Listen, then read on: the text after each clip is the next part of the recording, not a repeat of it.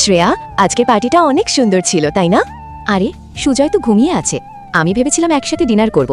আচ্ছা, সুজয় আরেকটু ঘুমাক, আমি না হয় ফ্রেশ হয়ে আসি। তখন রাধিকা ফ্রেশ হতে গেলে শ্রেয়া এতগুলো টাকার লোভ সামলাতে না পেরে টেবিলের উপর থেকে টাকাগুলো তার ব্যাগে তুলতে থাকে।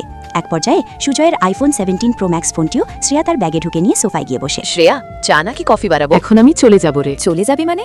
আরে, আমি তোর জন্য আজকে সুন্দর সুন্দর খাবার রান্না করব। একটু দাঁড়া, রান্না করে নিয়ে আসি। আরে না, আজকে আমি চলে যাই, আরেকদিন না হয় খাবো।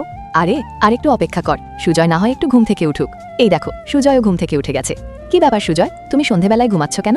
আমার বান্ধবীকে এনেছি, একসাথে আমরা ডিনার করব। আচ্ছা, তুমি তোমার বান্ধবীকে নিয়ে একটু বসো, আমি এখনই খাবার অনলাইন থেকে অর্ডার দিচ্ছি। আরে, আমার ফোনটা কোথায় গেল?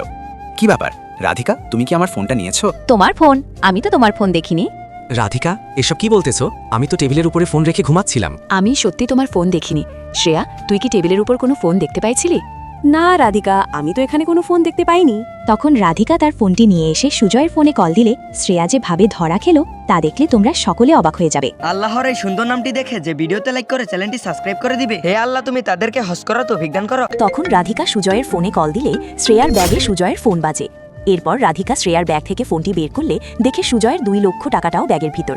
এরপরে যা হলো তা তোমরা দ্বিতীয় পর্বে দেখতে পাবে। এর জন্য কমেন্টে পার্ট 2 লেখো।